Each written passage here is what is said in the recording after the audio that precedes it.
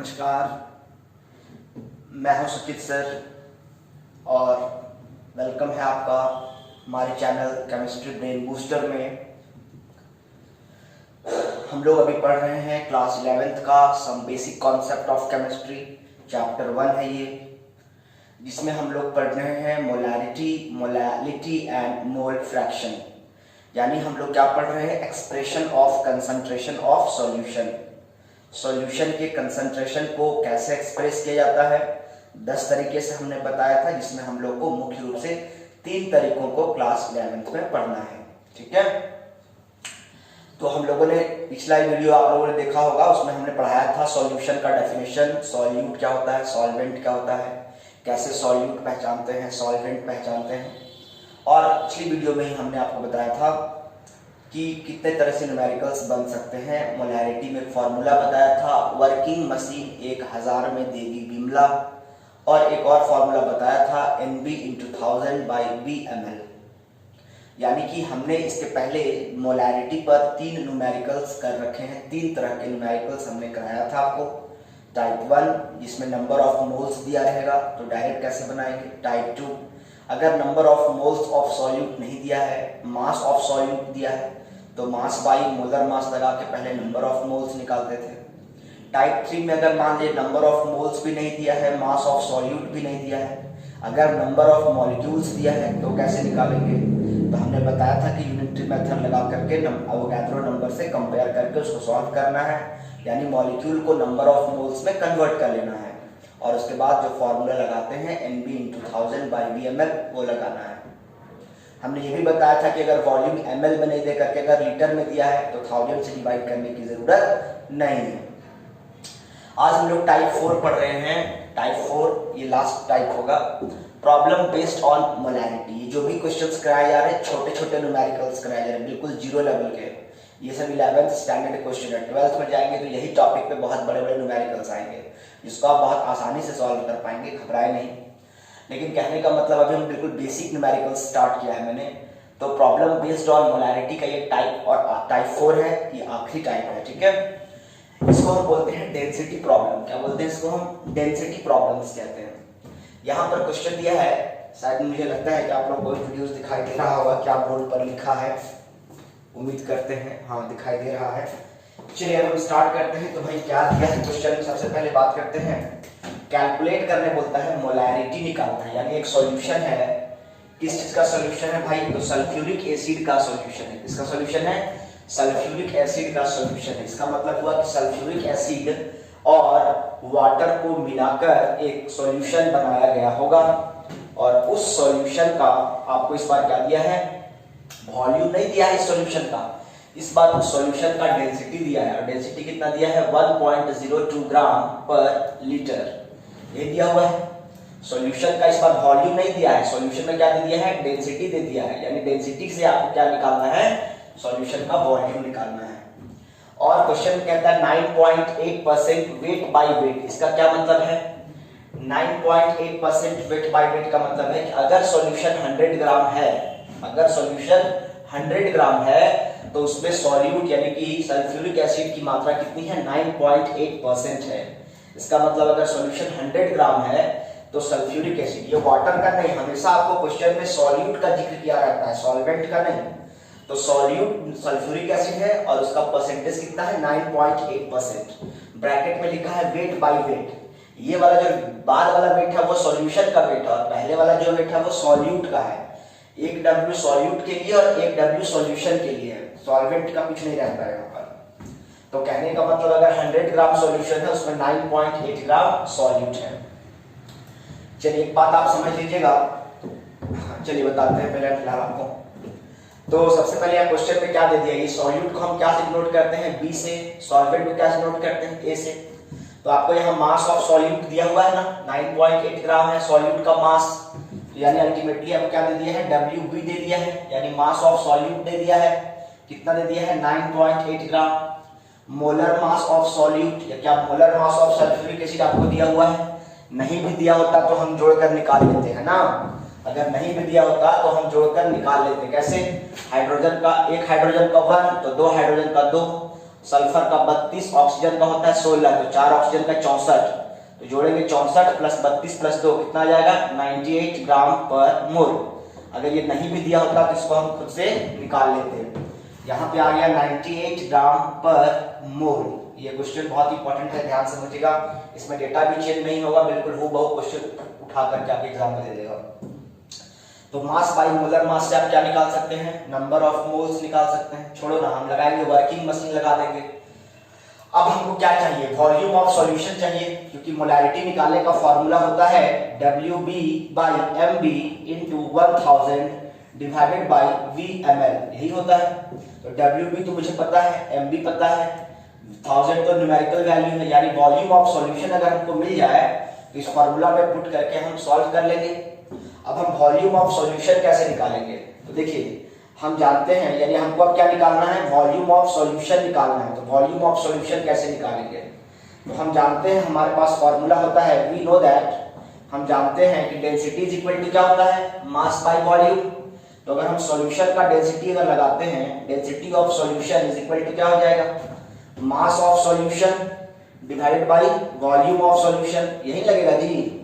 Density equal to mass by volume होता है, तो जिसका डेंसिटी, किसका डेंसिटी, सॉल्यूशन का डेंसिटी, तो सॉल्यूशन का ही मास पुट करेंगे और सॉल्यूशन का ही वॉल्यूम पुट करेंगे। चलिए, डेंसिटी ऑफ सॉल्यूशन कितना दिया है, 1.02 ग्राम दिया हुआ है।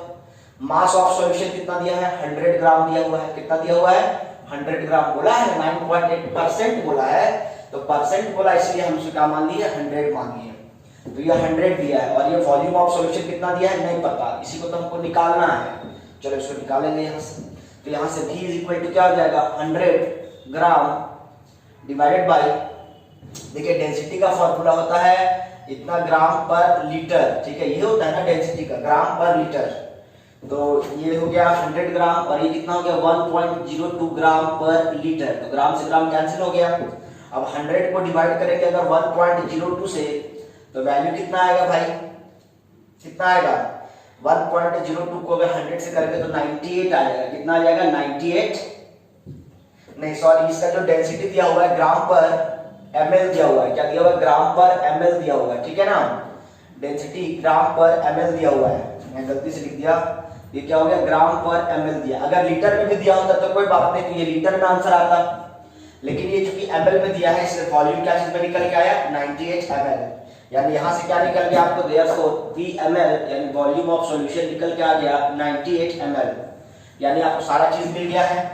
अब आप यहाँ पुट कर दीजिए, मोलैरिटी इज इक्वल टू क्या होगा भाई, WB कितना 9.8, ये कितना 98, ये कितना 1000, VmL कितना 98।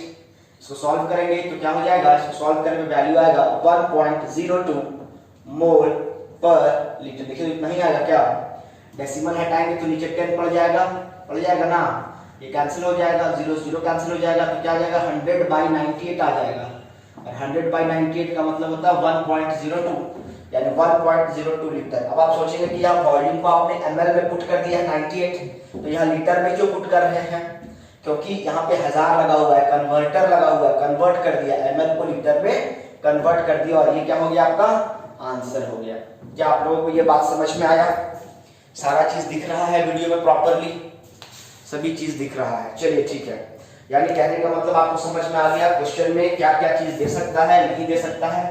तो कोई भी चीज अगर नहीं दिया हो तो हम कैसे इसको डील करेंगे हम बता दिए। एक बात को और ध्यान रखिएगा, हमने आपको एम्पिरिकल एंड मॉलिक्यूलर फॉर्मूला जब मैं आपको पढ़ा रहा था तो वहां पर मैंने आपको बताया था कि molar mass is equal to होता है 2 इंटू वेपर डेंसिटी। क्या होता है, 2 इंटू वेपर डेंसिटी। कभी कभी यहां से भी क्वेश्चन दे सकता है, मान लीजिए कोई कंपाउंड दिया सॉल्यूट का मोलर मास नहीं दिया, सॉल्यूट का मॉलिक्यूलर फार्मूला भी नहीं दिया, और बोल दिया कि वो जो सॉल्यूट हम यूज कर रहे हैं उसका वेपर डेंसिटी दिया हुआ है, तो उस वेपर डेंसिटी को 2 से मल्टीप्लाई कर देंगे तो क्या निकल जाएगा, मोलर मास। ये वाला न्यूमेरिकल डाउट लेके मेरे पास मत आइएगा, बहुत बच्चे इस प्रॉब्लम को लेके आते हैं बार बार। मैं हमेशा कह रखा हूँ कि अगर वेपर डेंसिटी दिया रहेगा तो हर क्वेश्चन में 2 से ही मल्टीप्लाई करना है, 2 से वेपर डेंसिटी को मल्टीप्लाई कर दीजिए, मोलर मास बनेगा। डाउट सेशन में हमेशा ये क्वेश्चन उठाया जाता है, सर वेपर डेंसिटी दिया है, हमको ये पता ही नहीं है कि सॉल्यूट क्या है, उसका मोलर मास नहीं पता है, लेकिन वो ये भूल जाते हैं कि सर ने ये भी बताया है कि molar mass is equal to 2 times of vapour density होता है। तो आज के बाद वो क्वेश्चन लेके मेरे पास नहीं आएंगे, ठीक है। यानी कहने का मतलब ये हो गया, यहाँ से आपका कॉन्सेप्ट मोलैरिटी क्लियर होता है। अब हम स्टार्ट करेंगे दूसरा तरीका, दैट इज मोलैलिटी। ठीक है, तो हम क्या पढ़ने जा रहे हैं, मोलैलिटी हम पढ़ेंगे।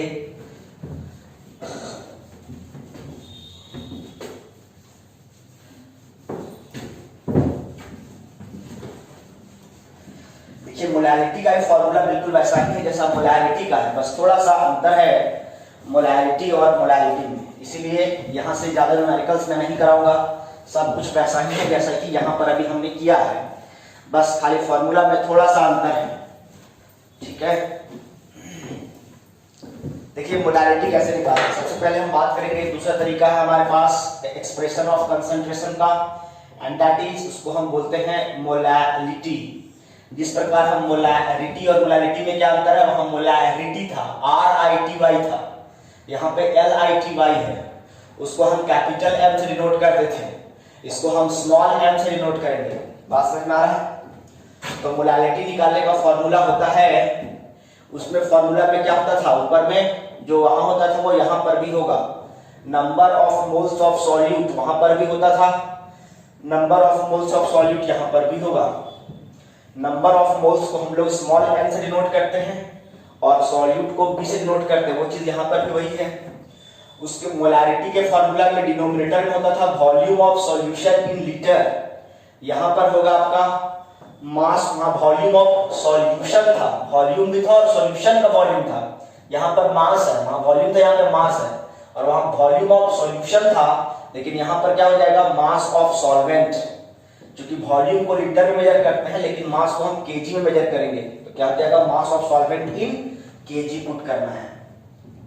हम जानते हैं कि नंबर ऑफ मोल्स निकालने का फॉर्मूला क्या होता है, अगर मान लीजिए नंबर ऑफ मोल्स नहीं दिया है तो number of moles of solute निकालने का फॉर्मूला भी हम जानते हैं, क्या होता है, मास ऑफ सॉल्यूट होता है ना, डिवाइडेड बाय मास को W से और सॉल्यूट को B से, mass of solute divided by molar mass of solute divided by molar mass of solute, इससे क्या निकलता है, नंबर ऑफ मोल्स निकलता है।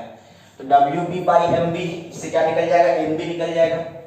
यानी अगर हम इस फॉर्मूला को देखें, ऊपर वाला फॉर्मूला को, तो हम ये भी लिख सकते हैं NB, मास ऑफ सॉल्वेंट को लिखते हैं W, मास मतलब W, सॉल्वेंट का मतलब A।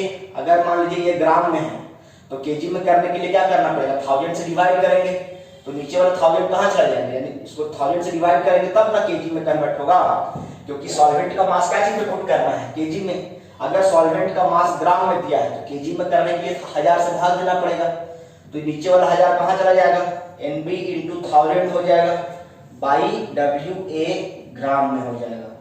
वहां पर क्या होता था, NB इंटू 1000 बाई VML होता था, यहाँ पे क्या है, NB इंटू 1000 बाई WG है कि नहीं। इसका मतलब मोलैरिटी निकालने का एक फॉर्मूला आपके पास निकल के आया है, NB into 1000 divided by WA इन ग्राम, जहां पे वॉल्यूम था बस वहां पे मास ऑफ सॉल्वेंट हो गया है। अगर मान लीजिए आपको मोलैरिटी के नंबर ऑफ मोल्स नहीं दिया है, NB का वैल्यू नहीं दिया है, तो NB इज इक्वल टू क्या होता है, WB बाई MB। अगर number of moles of solute नहीं दे करके मास ऑफ सॉल्यूट दिया है तो क्या लगाइएगा, NB के बदले WB बाई MB।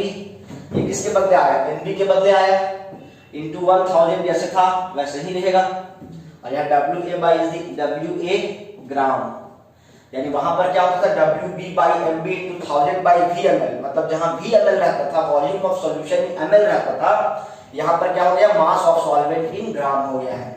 ठीक है, एक ये फॉर्मूला हो गया। वहां पर इसको हम पढ़ते थे, वर्किंग मशीन 1000 में देगी बिमला, यहाँ पर हम पढ़ेंगे वर्किंग मशीन 1000 में देगा विलियम, तो कंफ्यूजन नहीं, इसलिए हमने क्या कर दिया, वर्किंग मशीन 1000 में देगा विलियम।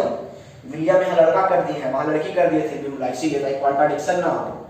तो मोलैरिटी निकालने का फॉर्मूला है वर्किंग मशीन 1000 में देगा विलियम, और मोलैरिटी निकालने का फॉर्मूला था वर्किंग मशीन 1000 में देगी बिमला। ये याद रखना है कोडिंग, ठीक है।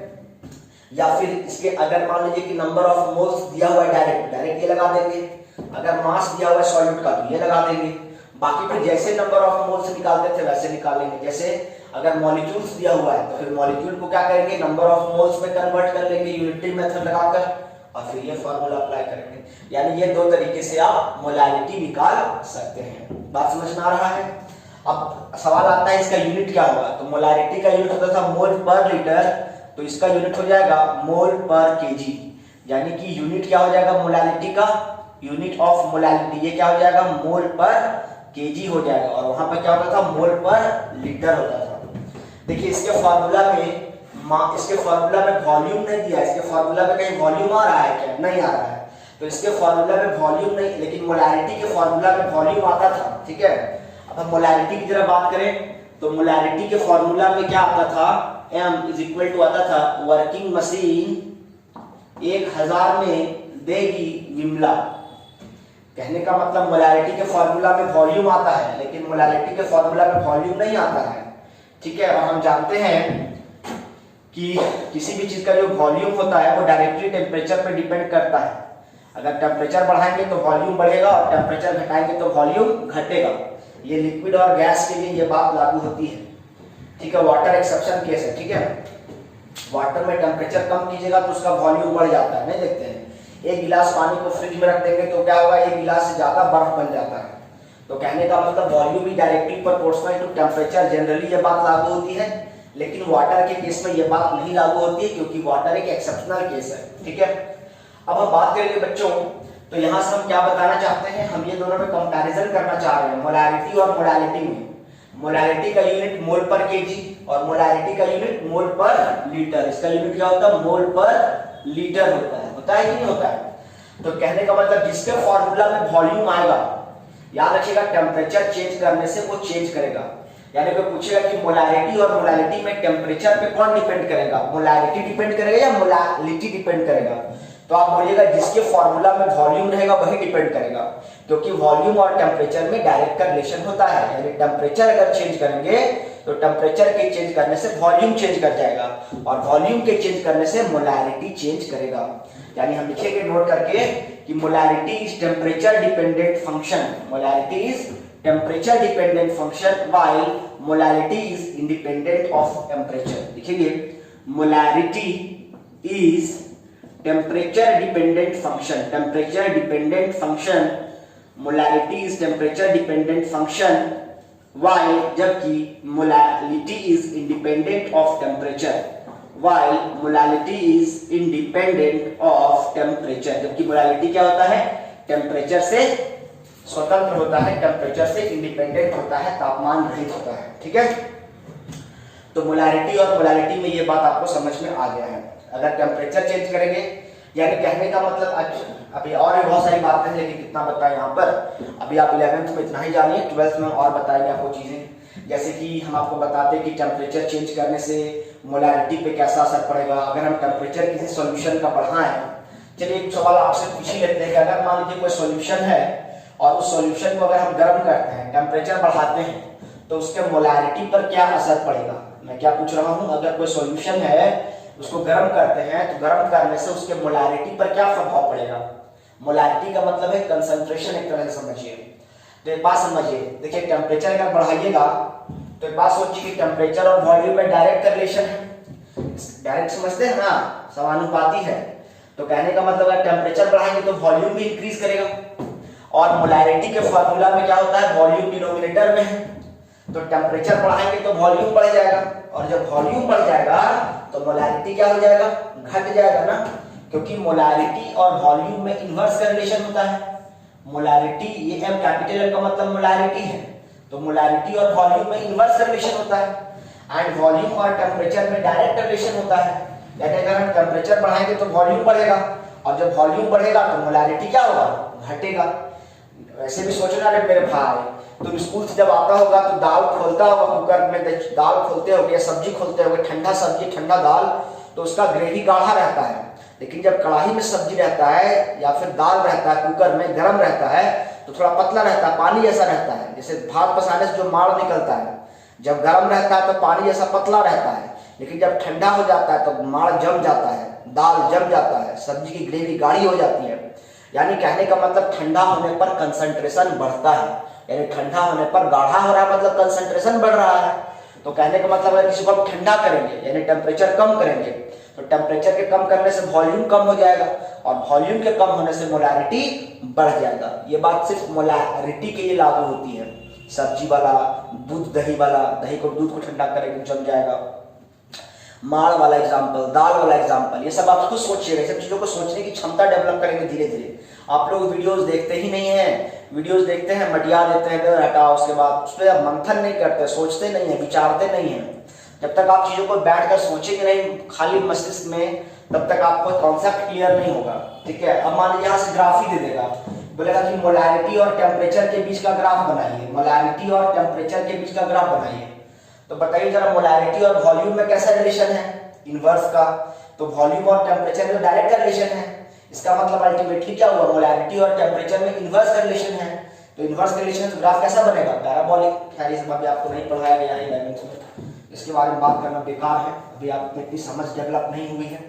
फिलहाल आप इतना समझिए, जितना आपको चीज आना चाहिए उतना मैं आपको बता दिया है। ठीक है, तो मोलैरिटी और मोलैरिटी में, मोलैरिटी के फॉर्मूला में वॉल्यूम आता है, इसलिए वो टेम्परेचर चेंज करने से बदलाव उसमें आएगा।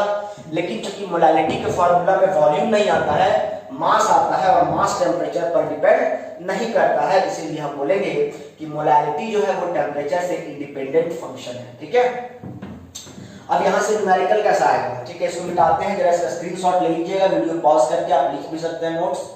जो भी चीज बोलते जाते हैं ना, हर चीज इंपॉर्टेंट होता है, कोई फालतू चीज मैं यहाँ एक भी लाइन नहीं बोलता हूँ, तो इसका ध्यान रखिएगा। जैसे ही क्लास पूछता हूँ सिर्फ काम की बातें करता हूँ, तो उसको ध्यान रखना है आपको कि जो भी चीज बोला जा रहा है सिर्फ और सिर्फ उसको लिखते जाना है कहीं पे, क्योंकि वो मैं जानता हूँ कि आपके लिए सभी चीजें नई है।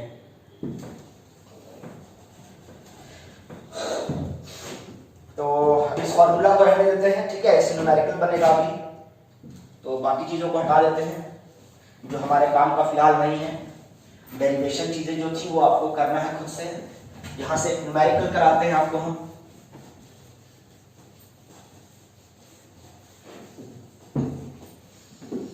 चलिए देखते हैं, आप मोलैरिटी के बारे में पढ़ेंगे, छोटा सा क्वेश्चन लेते हैं। आपको मैं क्वेश्चन कराता हूं, क्या क्वेश्चन दे भाई, 90 ग्राम ऑफ ग्लूकोज। ग्लूकोज का फॉर्मूला आपको पता होना चाहिए, मैं लिख दे रहा हूं लेकिन क्वेश्चन में लिखा हुआ नहीं रहेगा। 90 gram of glucose is dissolved in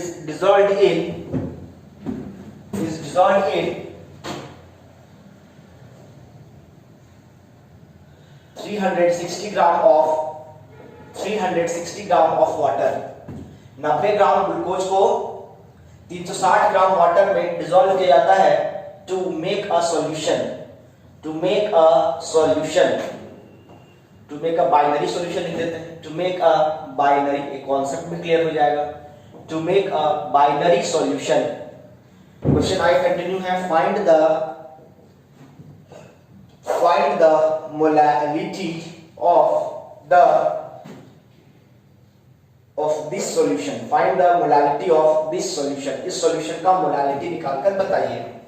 सवाल यही पर खत्म होता है। ठीक है, देखिए सबसे पहले इस क्वेश्चन को डील करने के लिए आपको ये समझना पड़ेगा प्यारे बच्चों कि सॉल्यूशन क्या क्या चीज से मिलकर बना है। तो सॉल्यूशन ग्लूकोज और वाटर के मिलने से बना है, तो लिखेंगे C6H12O6 और वाटर, इस दोनों को मिलाकर एक सॉल्यूशन बनाया जाता है। क्या बनता है वो गोली मारोगे, तुम केमिस्ट्री में भी रिएक्शन नहीं पढ़ा रहे, बस समझो इतना चीज।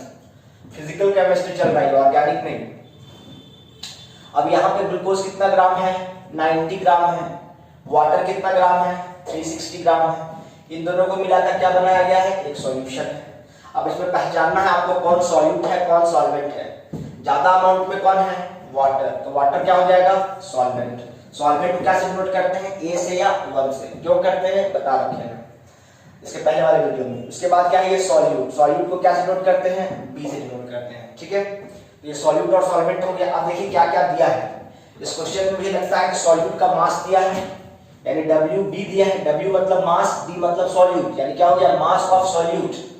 ठीक है, इस B है, इसका मास दिया है 90 ग्राम, तो कितना दिया है, WB 90 gram. Molar mass of solute, glucose का मोलर मास निकालिए जरा। तो ग्लूकोज का मोलर मास कैसे निकालेंगे जी, तो कार्बन का होता है, एक कार्बन का होता है 612, हाइड्रोजन का होता है 11, ऑक्सीजन का होता है 816। अब जरा निकालिएगा इसका, कितना कार्बन है, 6। एक कार्बन का होता है 12, तो 6 कितना हो जाएगा, 12 6 72, प्लस एक हाइड्रोजन का 1, तो 12 हाइड्रोजन कितना हो जाएगा 12, एक ऑक्सीजन का 16, तो 6 कितना 16 से 96 96 जोड़ेंगे कितना हो जाएगा 180 ग्राम पर मोल। यानी ग्लूकोज का मोलर मास कितना निकल के आया, मोलर मास को कैपिटल एम से डिनोट करते हैं और सॉल्यूट का मोलर मास निकाले इसलिए एमबी लिखे हैं। ये कितना हो जाएगा 180। मोलर मास का यूनिट क्या होता है ग्राम पर मोल। तो डब्ल्यू मिल गया आपको, एम मिल गया, यानी ये वाला फार्मूला लगेगा। डाटा के आधार पर हमको लग रहा है कि ये वाला फार्मूला लगेगा। तो डब्ल्यू पता है, एम पता है। मास ऑफ सॉल्वेंट पता है क्या, सॉल्वेंट वाटर है, इसका मास पता है क्या, पता है। कितना डब्ल्यू कितना है 360 ग्राम। सबका वैल्यू पुट कर दोगे आंसर नहीं आएगा, सबका वैल्यू जरा पुट कर देना और पुट करके मेरे को इसका आंसर कमेंट करेंगे आप लोग, ठीक है। पुट करके इसका आंसर प्लीज कमेंट करेंगे। इसका आंसर मुझे इसको सॉल्व करके इसका आंसर मुझे कमेंट करेंगे, ठीक है। चलिए अभी 11th में जो नए नए बच्चे आए हैं वो एकदम से जाहिल हैं, उनको कुछ भी समझ में नहीं आता, क्या हम उनको बोल रहे हैं नहीं बोल रहे हैं उनको समझ में नहीं आता। उनको छोटा छोटा क्वेश्चन भी उनको बोलते हैं कि इसका आंसर कमेंट करना है, मटिया देते हैं, इग्नोर मार देते हैं। तो उनको वो इसका मतलब है कि वो कलम कॉपी पकड़ते ही नहीं है, वो ट्राई नहीं करते हैं। अगर आप चीजों को ट्राई नहीं करेंगे तो सीखेंगे कहाँ, बोल के तो पिला नहीं सकते हैं ना हम आपको। आप अगर खुद से मेहनत नहीं करना चाहते हो तो बड़ा मुश्किल है। लाइव क्लास में बुलाएंगे तो 150 बच्चा में से 30 बच्चा 35 बच्चा लाइव क्लास आता है, आप बाकी बच्चे कहाँ हैं। खैर इसमें आपकी कोई गलती नहीं है, इस दुनिया में जितने भी सक्सेस लोग हैं 1% लोग हैं, बाकी 99% तो ऐसे ही हैं। तो बस आप उस 99% में हैं, 1% जो लोग हैं वो काम कर रहे हैं। तो आप देख लीजिए कि आप 1% में फॉल कर रहे हैं कि 99% में फॉल कर रहे हैं। चलिए इसके आगे चलते हैं। मोलालिटी दूसरा न्यूमेरिकल क्या हो सकता था, चेंज करके यही देते रहेगा आपको। इस बार क्वेश्चन आपको दूसरा क्वेश्चन में देता हूं, खुद से बनाना है आपको।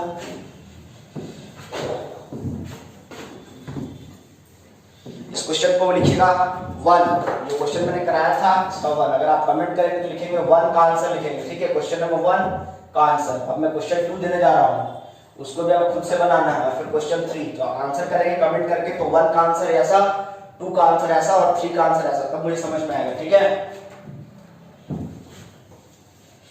तो आप क्या बना रहे हैं आंसर पता ही नहीं चलेगा। चलिए क्वेश्चन नंबर 2 दे रहे हैं आपको हम। 0.6 मोल ऑफ अमोनिया, अमोनिया समझते हैं ना फर्टिलाइजर होता है। 0.6 mole of ammonia is dissolved in 20 gram of water, is dissolved in 20 gram of water.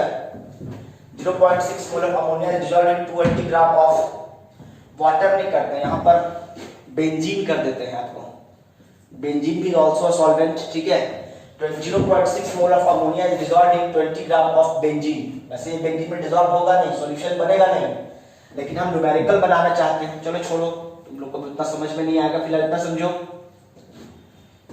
0.6 mole of ammonia is dissolved in 20 gram of water to make a binary solution, to make a solution. Find the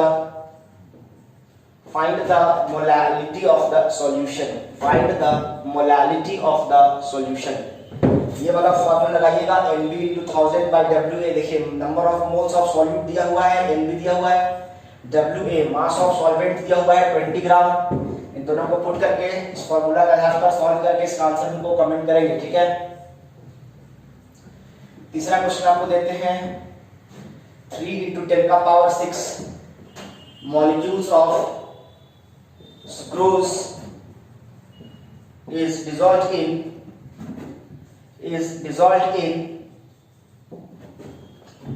3 × 10⁶ molecules of sucrose is dissolved in 60 gram of water ले ले, 60 ग्राम of water to make a solution, find the molality of the, अगर मैं यहाँ question तो बोल दिया find the concentration of the solution, find the, question ऐसा भी आ सकता है find the concentration of the solution, ठीक है। तो बच्चे यही कंफ्यूज है, साला उसको मोलालिटी निकालना है कि मोलालिटी निकालना है कि क्या निकालना है, लेकिन वो बेहुदा है, उसको ये समझ में नहीं आ रहा है कि यहाँ मास ऑफ सॉल्वेंट दिया हुआ है, तो मास ऑफ सॉल्वेंट दिया हुआ है तो मोलारिटी तो निकलेगा नहीं, क्योंकि वॉल्यूम ऑफ सॉल्यूशन दिया रहेगा तब हम मोलारिटी निकाल पाएंगे। यानी डाटा के आधार पर हमको समझ में आ गया कि यहाँ कंसंट्रेशन निकालने बोला है, मतलब मोलारिटी निकालने बोला है। कभी कभी क्वेश्चन में साफ करके नहीं लिखेगा कि उसका मोलारिटी निकालिए या मोलारिटी निकालिए, आपको डाटा दिया रहेगा, आपको खुद समझना पड़ेगा कि क्या उससे निकल सकता है। Find the concentration of the solution, इस सवाल को भी आप सॉल्व करके इसका आंसर मुझे क्वेश्चन नंबर 3 बोल करके एक कमेंट करेंगे, ठीक है। यहाँ पे मॉलिक्यूल्स दिया हुआ है, जिन बच्चों से नहीं बनता है क्वेश्चन उसका पार्ट 1 वीडियो का देखें, सारे क्वेश्चन हमने कराए हुए इस टाइप के, ये टाइप 3 का क्वेश्चन है ये, ठीक है। यहाँ पे डेंसिटी प्रॉब्लम नहीं आता है मोलारिटी में। इसके बाद हम आते हैं मोल फ्रैक्शन में, लेकिन मोल फ्रैक्शन हम आज नहीं कराएंगे, वीडियो लंबा हो जाएगा, तो अगली क्लास में हम आपको पढ़ाएंगे मोल फ्रैक्शन। ध्यान रखने वाली बात है कि मोलारिटी जो होता है वो टेम्परेचर पर डिपेंड नहीं करता है, it is independent of temperature होता है, ठीक है। ठीक है, थैंक यू। प्लीज क्वेश्चन को बनाइए और घर में प्रैक्टिस कीजिए। मैंने आप लोगों को बोला है खान एकेडमी का ऐप डाउनलोड कर लीजिए, खान एजुकेशन एकेडमी करके, वहाँ पे बहुत सारे असाइनमेंट्स डाले हुए हैं, प्रैक्टिस पेपर डाला हुआ है, आप वहाँ चीज़ों को सॉल्व कर सकते हैं, ठीक है। Thank you.